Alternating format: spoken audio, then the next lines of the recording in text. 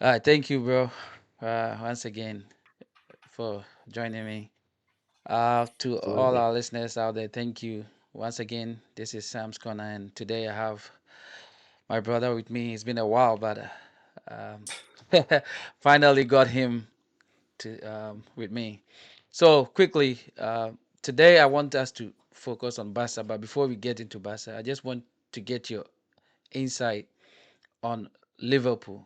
When the season started, I think people were putting a two-horse race between Arsenal and Man City, but now it's turned out differently. They are on top in the Premiership, and then on top in the Champions League. What do you think of Liverpool? I think they are doing great. I'm honestly surprised. Um, their coach Anna Slot, before he came to Liverpool, I didn't know much about him. When they announced him, that's when I went to go look him up and look at what he did with his team in Holland. But coming to Liverpool, didn't really sign a lot of players. Didn't really get the players he wanted. He wanted Zubimendi, he didn't get him. So he reinvented Gravenberch to become a holding midfielder, which I think is working out perfectly. Salah has matured into that like leader of the team, leader of the attack. Van Dijk is still there. Konate is still there. So the core of the team from Klopp's time didn't really change. Um, but he has come in and he has brought in this simplicity about them.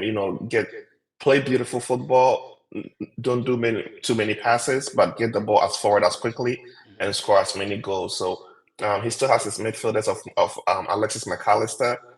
He Mhm. still has David Sobozalai, and they are doing what they're supposed to do. And I think it's all coming together. Luis Diaz is in an amazing form. So is Mohamed Salah. So it's all coming together. The game they lost against Nottingham Forest, I think that was a fluke. Every team has a bad day.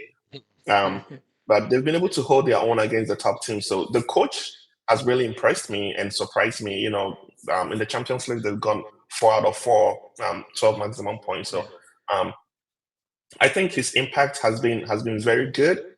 I don't want to call him a fluke or a genius yet because the season is still early. So we will Okay. see as we go. But so far they've really impressed and they are doing great, honestly. Especially the changes that the coach has brought.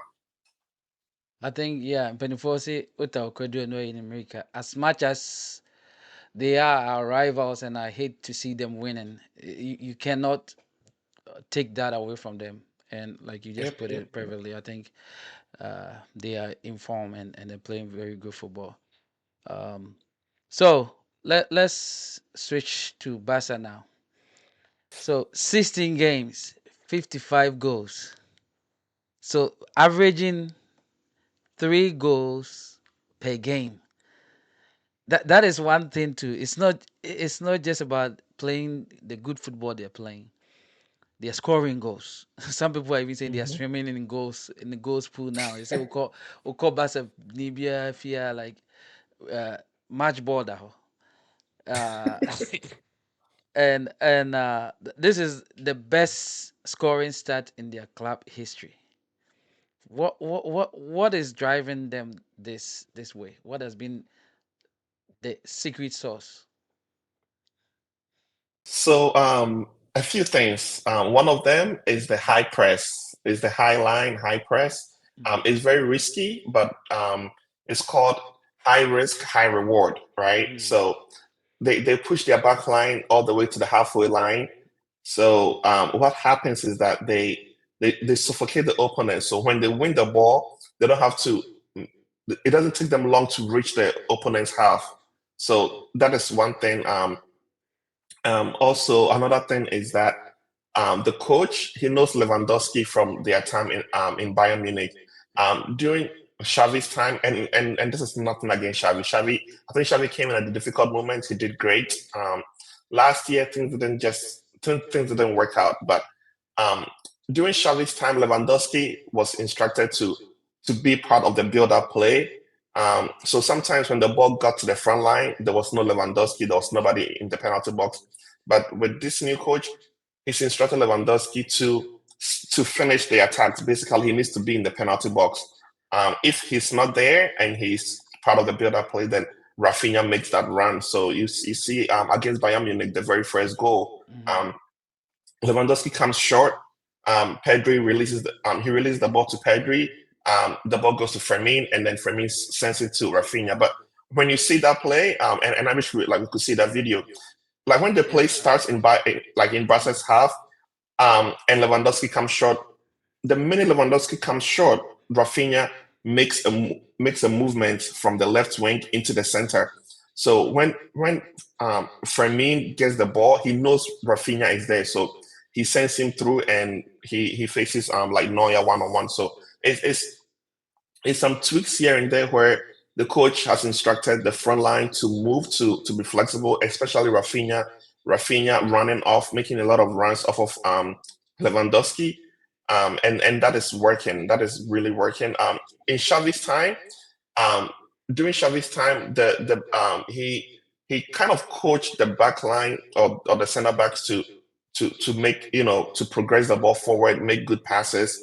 And then the front line, he kind of let them do what they wanted to do because they're professional, they know what to do.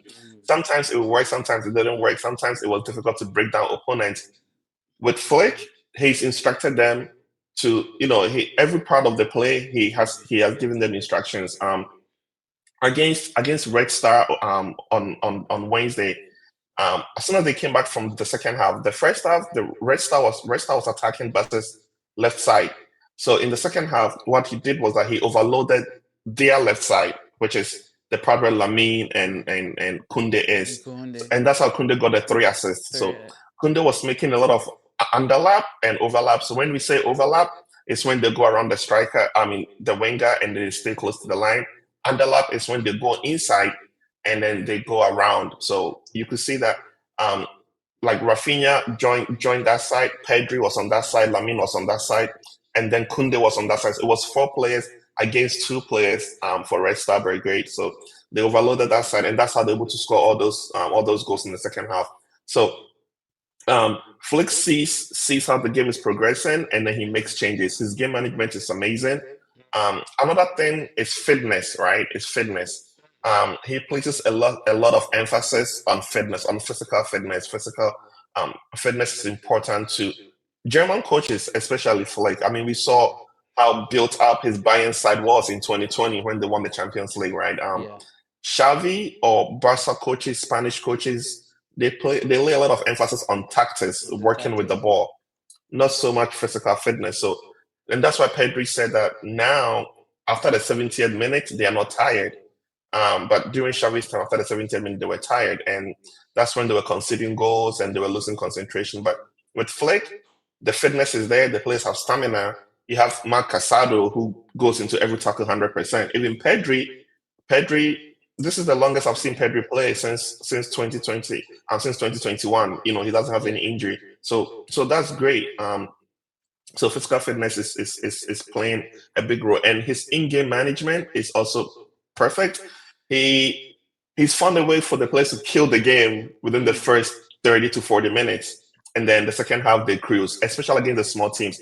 Against Bayern and Madrid, it was different because those are top teams. You can't kill the game, that early. But um, against the They, small teams, Barca scores 3 goals within 30 minutes, and then they just cruise. So the players are more relaxed. They are not overexerting themselves, and then he can make changes so that they stay fresh. So um, I think everything is kind of coming together. It's still too soon as a Barca fan. It's still too soon okay. for me.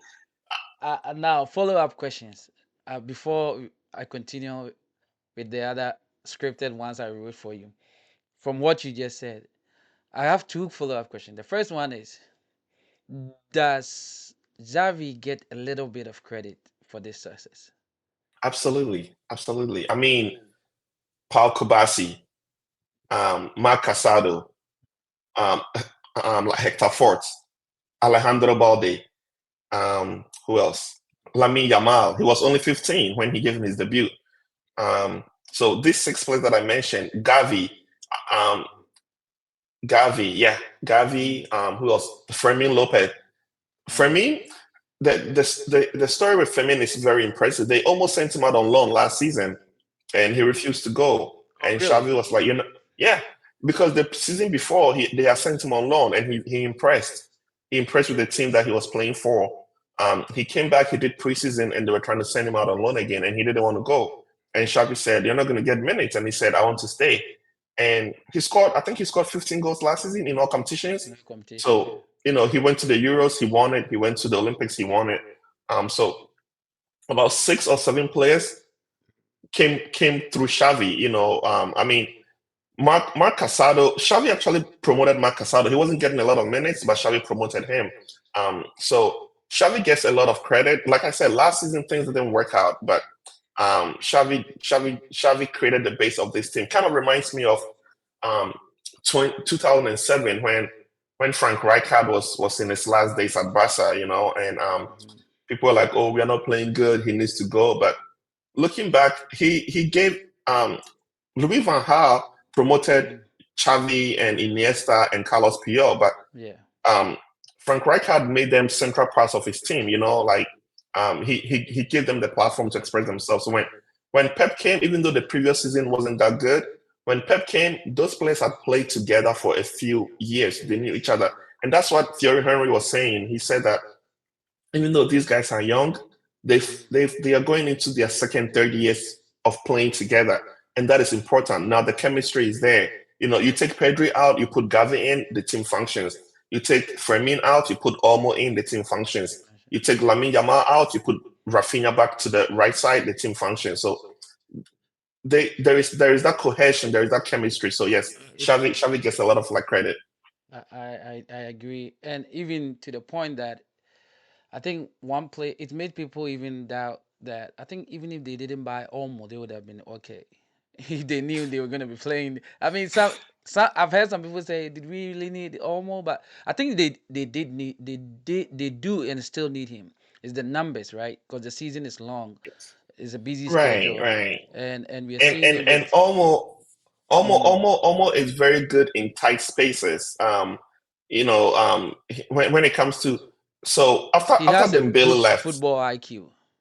IQ he has this thing about him that I really love. He likes like touch and go, that like 1-2 with Yes, Pedri. yes. It's amazing, and he has the goals in him. He knows where the goal is. He knows how to score goals. That is something that Pedri doesn't know how to do, even when he plays as a 10. Um, but brings that goal scoring ability with him. I mean, he has 5 goals in 5 matches in 5 league games. Also, Olmo can play left wing. He can play right wing. He can even play as a false nine. Something that this current Barca team doesn't, a quality that this current Barca team doesn't have except him. So I was one of the people that didn't want him at Barca. I think I mentioned that before. I wanted Nico Williams because I thought Rafinha was going to leave. But Yes. after the season started, seeing how Rafinha is playing, um, I'm glad we got Olmo. We did need Olmo. We don't have a lot of midfielders who are good in 1v1 situations or in tight spaces. So then, the next question or my next point is looking at this.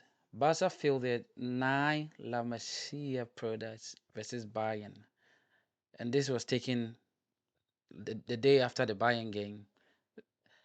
And I'm thinking, you mentioned the high line and how they are. How do you trust a set of young guys coming from the academy? One and two. What is what is making La Masia keep producing these boys? Because Spain has a lot of football academies. What is different from Barca's academy, and how does Flick really trust them to deliver? Great. So first, La Masia. When I'll give you like a little background and context. So when Johan Cruyff came to Barca as a player and he was leaving, his advice was that they create an academy to compete with Madrid, right? So over the years, we all know Barca plays in the traditional 4-3-3. That's how Barca has played. It's a template. They've played that. They Every now and then they play a variation of it, but it's 4-3-3. 4-3-3. Yeah.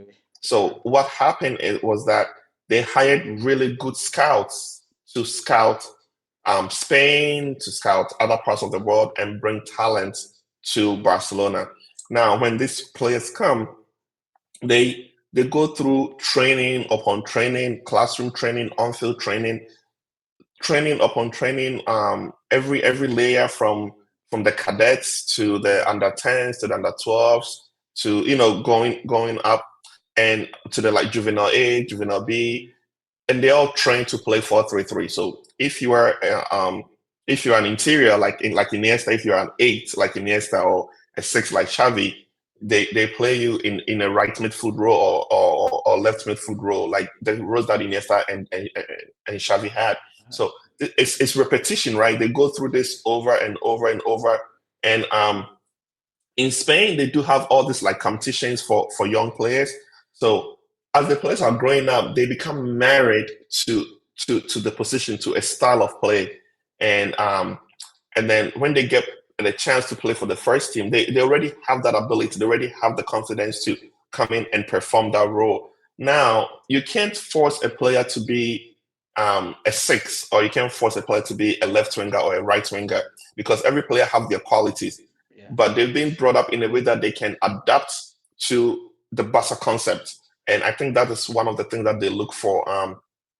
For example, when Messi came, Messi brought with him like a style of football. It was like street football, and some of the documentaries that I watched was that the Barca coaches were trying to get him to pass the ball more because that's what Barca does, right? They pass the ball.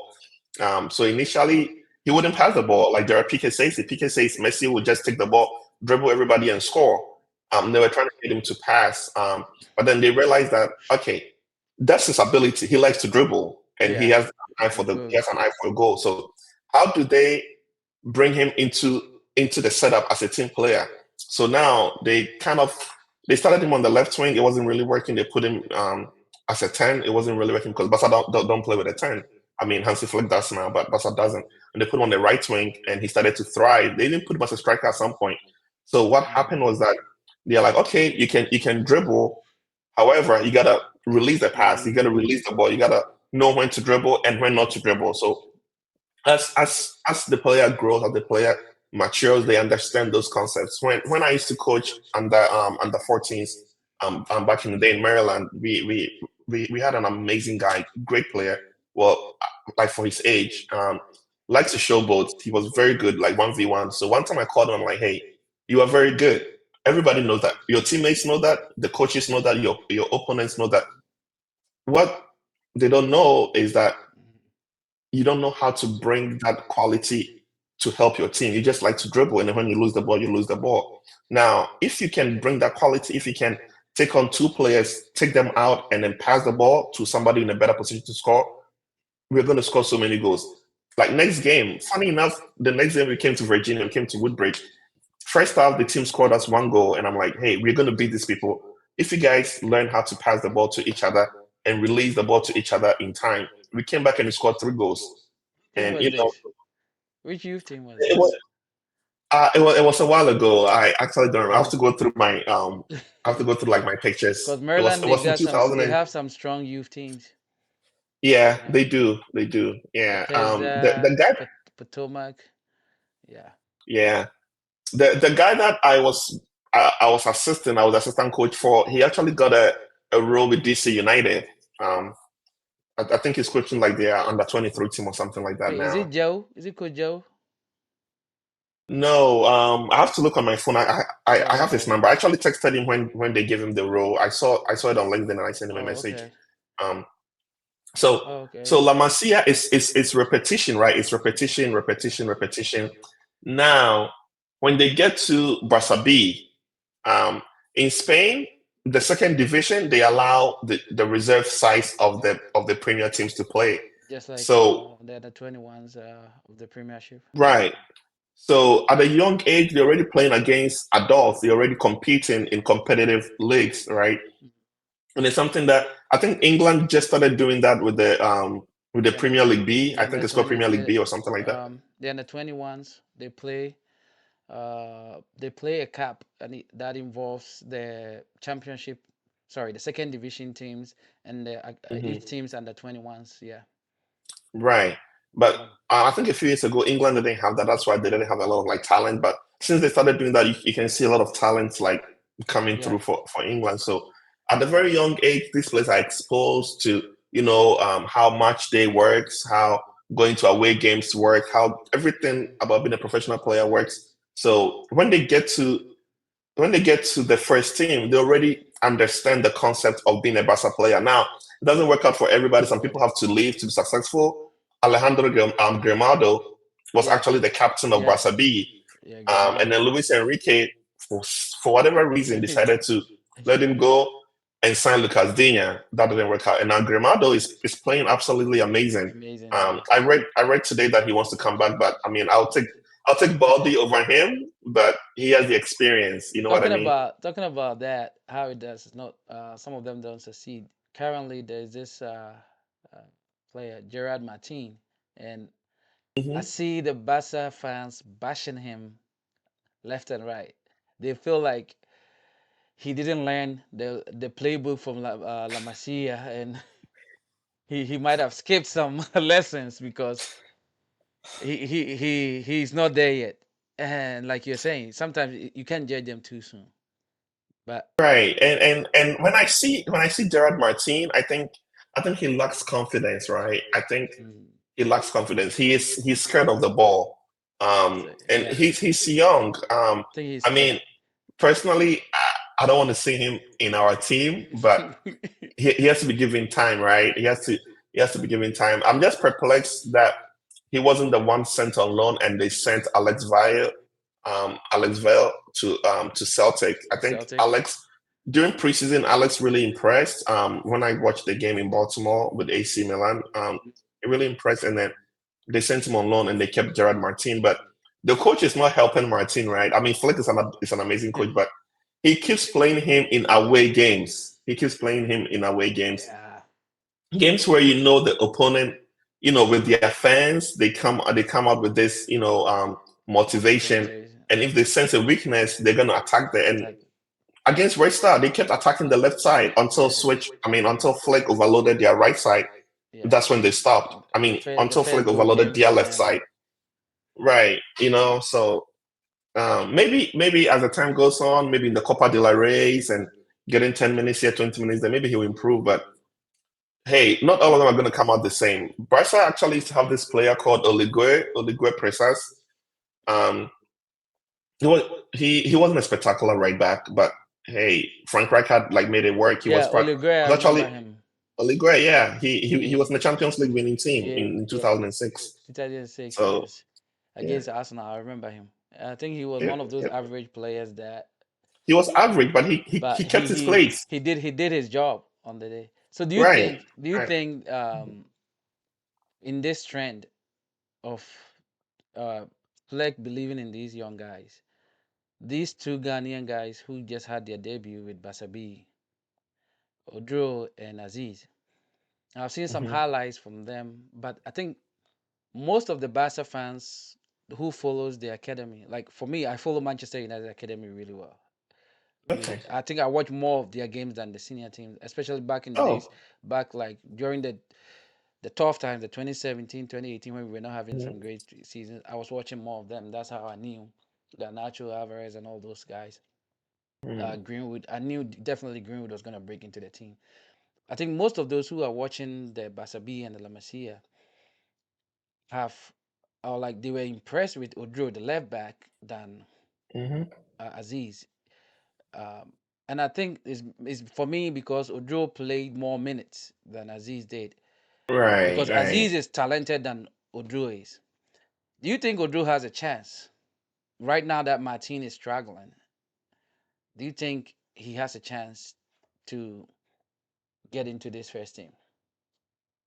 Yes, he does. So, I believe he does because one, Martin, like we all understand, Martin is struggling. If we can see it, the coach can see it, and I think they were giving Odro and Aziz time to adapt. I think there was something going on with their The paperwork they international, had, right, their the paperwork. permit. So now that is cleared, and they're going to keep getting minutes for Barca B, right? And Flick has a habit of going to watch Barca B, which is very important. Yeah. One thing I So liked I about believe, Ole, yeah. So I think they have a chance as a Ghanaian and a Barca fan. I really hope they get to experience the first team. Um, eh, and a scenario I can give you is when Barca bought Todibo. You know Todibo at West Ham, he used to be a Barca player. Yes, I Um, didn't even know till was it 2 weeks ago after the oh, Madrid game. That's how I found out. Somebody was oh, telling me okay. about Yeah, him. he was a Barca player. Him and Arroyo kind of came to Barca around the same time. Initially, Oh, he was getting more minutes than Arroyo, and Barca fans were like, "Why is Arroyo not getting minutes? Why is Todibo always getting minutes?" And then at some point, it switched. Right, I think it was Ronald Koeman or some. No, it wasn't Ronald Koeman. I think it was before Ronald Koeman. I think the following season, now the coach started to give Arroyo more minutes than Todibo, and Arroyo is atrocious with his ball control and his playing from the back. He's a great defender, but he doesn't know how to play from the back. And yeah, I mean now he's improved, but at the time you would take Todibo over him. But the coach started to play Arroyo more, and a couple of years later, every Barca fan understands why that happened. Like Todibo lacked positional awareness, and you could see the game that West Ham lost.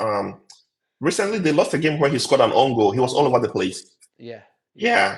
Yeah, and I was like, yeah, this is why Barca got rid of him. I think He has Man lack of United positional dodged a awareness. bullet. We dodged a bullet from buying him because I I think think so. we would have I think so overspent too. for him, and that would I have think been so too. really bad.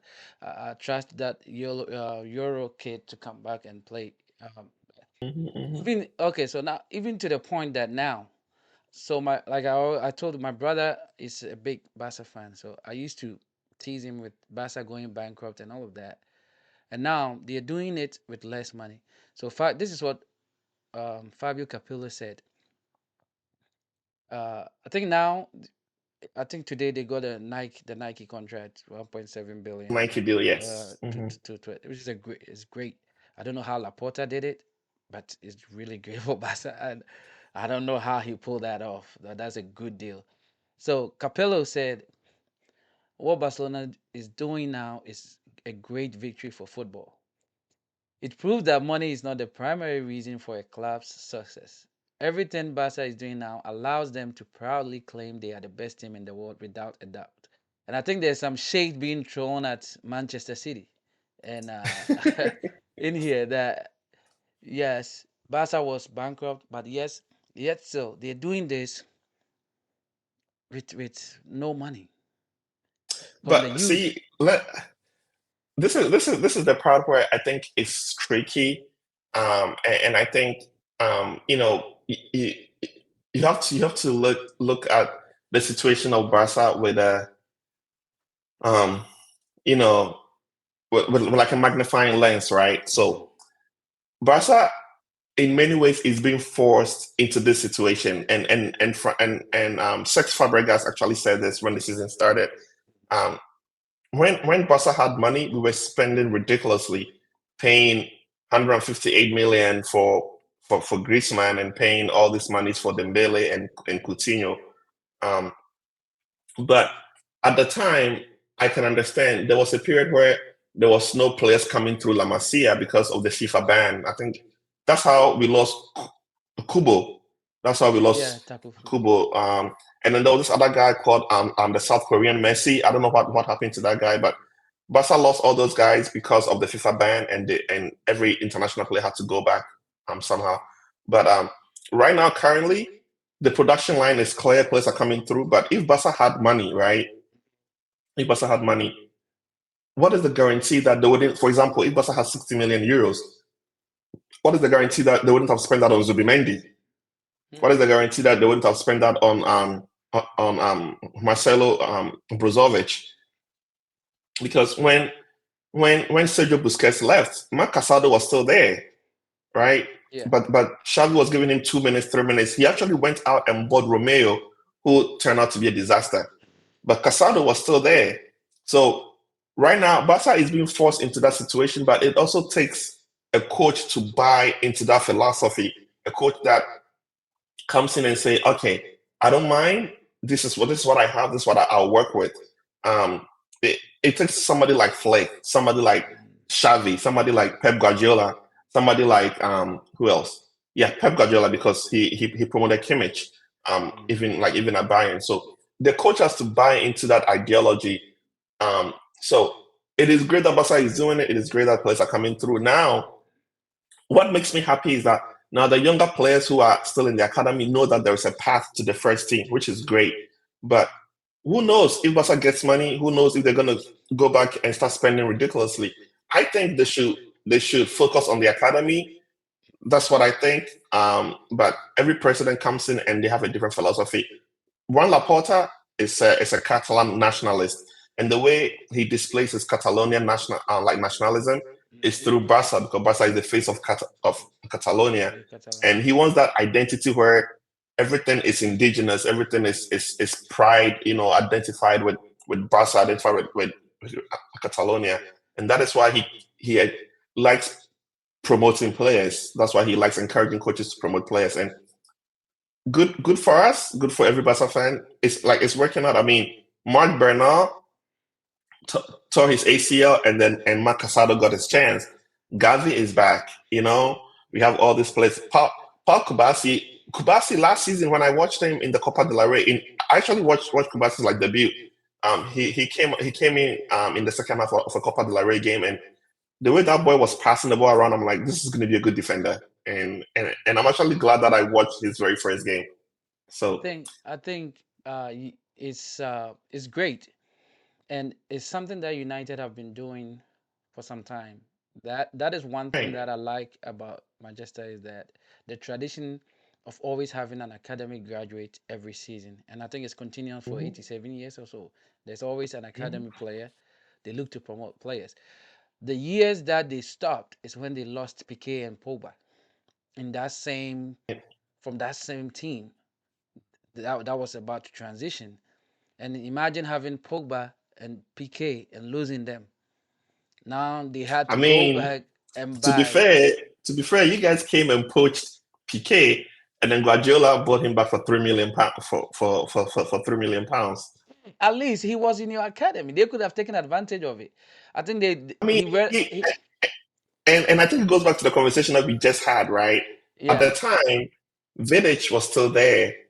yeah. Um, Ferdinand was still Ferdinand, arguably the best ball playing centre back like of his time, yeah. was still there.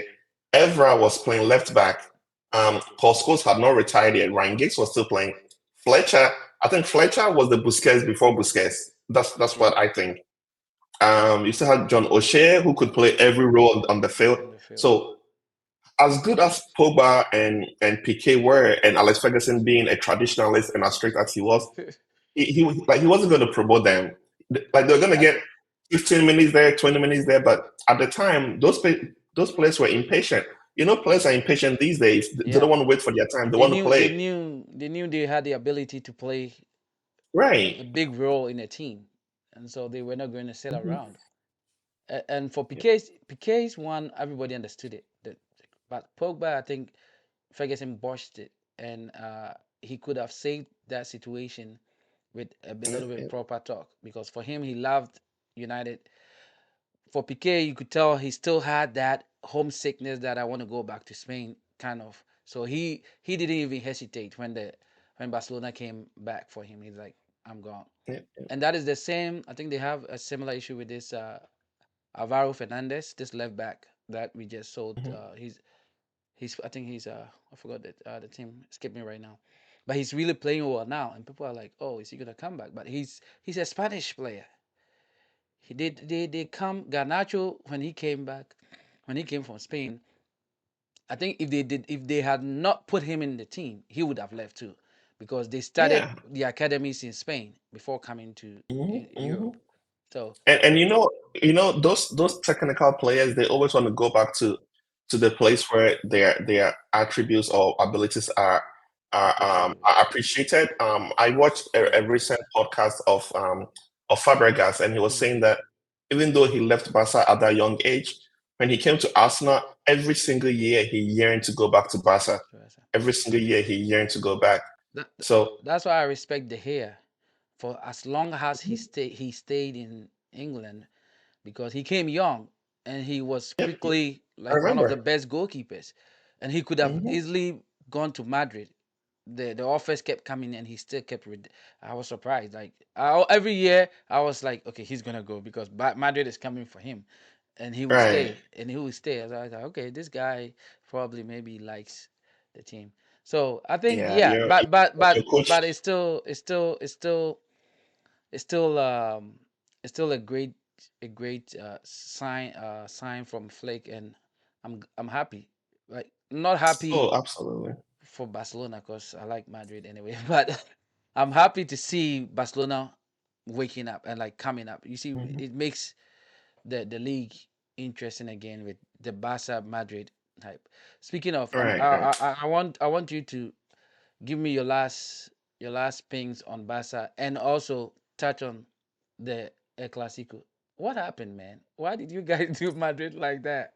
You guys did them so dirty, man. Come on, at the Bernabeu. So, yeah, so Terry Henry confirmed something that I've been feeling as a Barca fan. And I started to feel that since the 6-2 in 2009. As a Barca fan, I actually enjoy watching Barca at the Bernabeu than at Camp Nou or wherever we are playing now at the Olympic Mm-hmm. Stadium. Yes, when Barca goes to Bernabeu, I don't know what it is, but there is this composure, there's this calmness about our team that when we play Madrid at home, we don't exhibit. Um, so going into this game, it was all about Mbappe's first Clasico, how Barca's high line was going to contain him. He has the pace and all that good stuff. I was scared, even though we're playing very good. I was scared, but watching Madrid this season, and I've been saying it, that when Ancelotti gets it right, they will be unstoppable. And when the season started, I said they are one of the teams that I rate to win the league and the Champions League. I still do. I still think if Ancelotti is able to fix it, they'll be unstoppable. But watching Madrid this season, they've not been playing good. Against Dortmund, fine, they came back and won. But for a good 40, 45 minutes, Dortmund had them where they wanted. It was a rookie mistake by the Dortmund coach that led them to lose that game. They have not been playing good. And with the way Barca is playing with Pedri and Casado and the whole high line thing, I thought it was going to be a high scoring game, maybe a 2-2 or a 3-3. I didn't think Barca was going to go beat them 4-0. Madrid had their chances, but Mbappe time and again could not read the offside trap. And that goes into what everybody's been saying. He is not a number nine. He is not a nine. He's a left winger. That's where he's played. When France won the World Cup, he played on the left. When France went to the final 2 years ago, he played on the left. He likes to play off of a center, like a central striker. Madrid did not need him. Another thing is that they lost Tony Cruz. He was the composer. He was the guy that calmed the storms for them. He was the guy that held on to the ball and made everybody calm. He's not there anymore. Modric is 37 years old. He can't do that job. Chouamini is having a terrible season. He's off form. Only Kamavinga was the one that had a cool head and wanted to do something. I mean, I think in the first half he won 6 out of the 8 tackles that like he went in for. And I've been saying this, and Madrid fans probably gonna kill me for this, but Rudiger and Militao is a disaster waiting to happen. And I say this all the time. And you could see all 4 goals that Barca scored, they were nowhere to be found. Rudiger and Militao, terrible, terrible defenders. Most of the time, Rudiger kind of covers up with his pace and his Yeah, he and his makes up with his pace and aggression. his aggression. Yeah, But when he gets an intelligent striker somebody who knows how to read the line, who knows how to position themselves, yeah, like how like Lewandowski did them, yeah, they're gonna have a field day, and that's exactly what happened.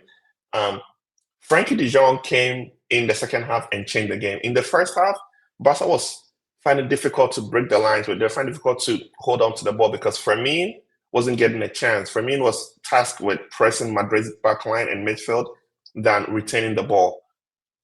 So it kind of put a lot of pressure on Pedri and Casado, and Madrid was getting a lot of the balls were getting past them. But in the second half, when Fermin went out, Pedri got pushed into the number 10 role, closer to Lewandowski, Lewandowski. and to also play a combination role with like Lamine Yamal. And then Frankie is a controller. Frankie is your ball juggler. He holds onto the ball just like the Tony Cruz role, but Frankie is a little bit more mobile than Tony Cruz. Yeah. And Frankie was the one that give me the ball, I give it back to you. Give me the ball, give it back to you. So that's when, and Pedri being up front, now Madrid's midfield and defenders couldn't push forward. They had to contain Pedri and Lamine Yamal's combination, and also contain um, Rafinha and Lewandowski on the other side. So now Jude Bellingham, who had been running himself to the ground in the first half, covering for Lucas Vasquez all the time. Yeah. The minute now, let's talk about the first goal. The first goal, Barca wins a foul once again. Balde goes past Jude Bellingham, and Bellingham knows that if he doesn't foul him, it's going to be a 2v1. It's going to be Balde and Rafinha against Lucas Vasquez. He stands no chance. So the best thing for Bellingham to do is to foul Balde. Balde gets up, plays the free kick to Casado. They are not expecting Casado to release Lewandowski because Lewandowski is, once again, he's positioned himself on the blind side of Militao. And then Ferland Mendy, who had a terrible game, is playing Lewandowski on. So Casado takes the ball from the left side, comes inside and sees a big space. So he does what any midfielder would do. Any midfielder likes to do: release the through ball. He does it. Lewandowski scores. The second goal, the second goal is funny, right? Because Barca plays a lot of passes in the middle. Yeah. It goes to Rafinha. He plays a one-time pass back to Frankie De Jong. And the minute the ball comes to Frankie, you can see that Balde is reading what's going on. As soon as Rafinha releases the ball to Frankie, Balde makes that run on the blind side of Bellingham, because at this point Bellingham is not covering Lucas Vasquez again. Vasquez is left exposed, and then the cross goes in.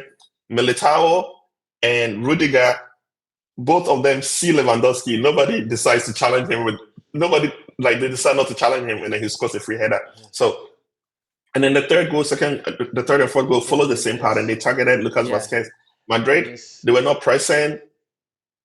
Um, the only person who was running was Jude Bellingham, because Mbappe and Vinicius, they don't press. And I said this before, they don't press, I and think it's gonna be a problem for Madrid going down like in the season. I think those two have to figure it out, and Ancelotti has to figure Yep. it out.